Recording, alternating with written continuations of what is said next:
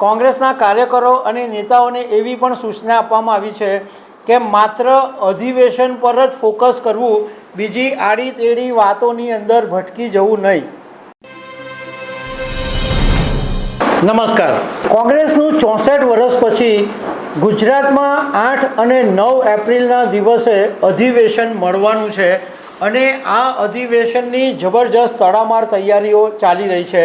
રાષ્ટ્રીય કોંગ્રેસના નેતા પવન ખેરા તાજેતરમાં ગુજરાતની મુલાકાતે આવ્યા અને એમણે કોંગ્રેસના નેતાઓની સાથે મિટિંગ કરી અને મીડિયા સાથે વાત કરી છે. એમાં એમણે એવું કીધું છે કે રાહુલ ગાંધી તાજેતરમાં ગુજરાતમાં આવીને જે કહી ગયા એને આગળ વધારવામાં આવશે અને અધિવેશનનો કોંગ્રેસનો ઇતિહાસ એવો છે કે એ અધિવેશનને કારણે કોંગ્રેસને ફાયદો થયો છે. આ બધી વાત પવન ખેરાએ કરી છે. તો આના વિશે તમારી સાથે વાત કરીશ.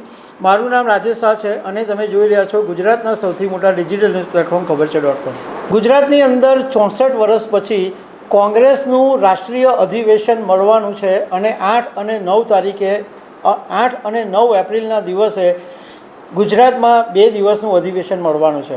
હવે પવન ખેરા જે કોંગ્રેસના નેતા છે એ ગુજરાતની મુલાકાતે આવ્યા હતા અને એમણે કોંગ્રેસના નેતાઓની સાથે બેઠક કરી અને એની અંદર એવું નક્કી કરવામાં આવ્યું કે બધાને એવો તાકીદ કરવામાં આવી કે મીડિયા સાથે જ્યારે વાત કરો ત્યારે સાબરમતી રિવરફ્રન્ટ એવું નહીં બોલવાનું, સાબરમતી તટ એવું બોલવાનું અને માત્ર કોંગ્રેસ નહીં બોલવાનું, કોંગ્રેસની જગ્યાએ ભારતીય રાષ્ટ્રીય કોંગ્રેસ બોલવાનું.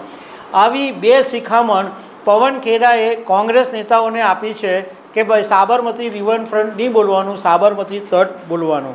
સાથે સાથે કોંગ્રેસના કાર્યકરો અને નેતાઓને એવી પણ સૂચના આપવામાં આવી છે કે માત્ર અધિવેશન પર જ ફોકસ કરવું, બીજી આડી તેડી વાતોની અંદર ભટકી જવું નહીં. હવે પવન ખેરાએ મીડિયાની સાથેની વાતમાં એવું કીધું કે રાહુલ ગાંધી તાજેતરમાં 7 અને 8 માર્ચ ગુજરાતની મુલાકાતે આવેલા અને એમણે જે વાત કરી હતી એનો અમે અમલ શરૂ કરી દીધો છે. તો એનો મતલબ એમ થયો કે રાહુલ ગાંધી 7 અને 8 માર્ચે જ્યારે ગુજરાતની મુલાકાતે આવેલા ત્યારે એમણે એવું કીધેલું કે ભાજપ સાથે ભળેલા જે લોકો છે એમને ઓળખવા પડશે અને એમને પક્ષમાંથી કાઢવા પડશે. રાહુલ ગાંધીએ આમ તો ઘણી બધી વાતો કરેલી, પણ જે સંક્ષિપ્તમાં તમને કહું છું કે રાહુલ ગાંધીએ એવું કીધેલું કે કોંગ્રેસની અંદર 2 પ્રકારના લોકો છે.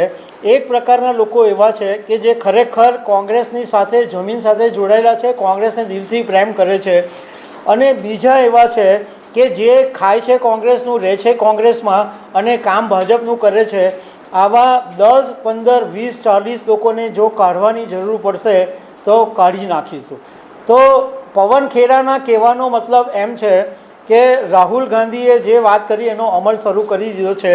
તો હવે કોંગ્રેસમાંથી આવા બધા જે ભાજપ સાથે જોડાયેલા હોય અથવા કોંગ્રેસની સાથે જે વિશ્વાસઘાત કરતા હોય એવા બધા નેતાઓને કાઢવાની કદાચ શરૂઆત કરવામાં આવે એવું પવન ખેરા કહેતા હોય એવું લાગે છે. સાથે સાથે પવન ખેરાએ એવું કીધું કે અમદાવાદની અંદર જે અધિવેશન મળવાનું છે એ અધિવેશન ઐતિહાસિક અધિવેશન હશે, કારણ કે કોંગ્રેસના અત્યાર સુધીના અધિવેશન ભલે પછી એ આઝાદી પહેલાંના હોય કે આઝાદી પછીના હોય એનો ઇતિહાસ લખવામાં આવ્યો છે અને અમે સરકારમાં હોઈએ કે ન હોઈએ અમારા સંઘર્ષનો ઇતિહાસ આવા જ અધિવેશનોને કારણમાંથી બહાર આવેલો છે. આ અધિવેશનમાં સમાજને નવી દિશા આપવામાં આવશે અને ખાસ કરીને પવન ખેરાએ એવું કીધું કે યુવાન લોકો છે એમને અમે ખાસ મેસેજ આપીશું કે કોંગ્રેસ પાર્ટીનું જે રાષ્ટ્ર નિર્માણમાં કેટલું યોગદાન હતું એ વાત સમજાવીશું. આ વાત રાહુલ ગાંધી ગુજરાતની મુલાકાતે આવેલા ત્યારે એમણે કરેલી કે ગુજરાતની સાથે કોંગ્રેસનું કનેક્શન જ નથી, તો પહેલાં લોકોની સાથે કોંગ્રેસે કનેક્શન કરવું જોઈએ, લોકોની સાથે મળવું જોઈએ અને ખાસ કરીને યુવાન લોકોની સાથે કોંગ્રેસના જે ગુજરાતના કાર્યકરો છે, નેતાઓ છે, એમણે મળવું જોઈએ. તો એમને ખબર પડશે કે કોંગ્રેસનું રાષ્ટ્ર નિર્માણની અંદર કેટલું મોટું યોગદાન છે. સાથે સાથે પવન ખેરાએ એ બી વાત કરી કે 3 એપ્રિલના દિવસે દિલ્હીમાં દેશના જેટલા પણ જિલ્લા પ્રમુખો છે એમની સાથેની બેઠક છે.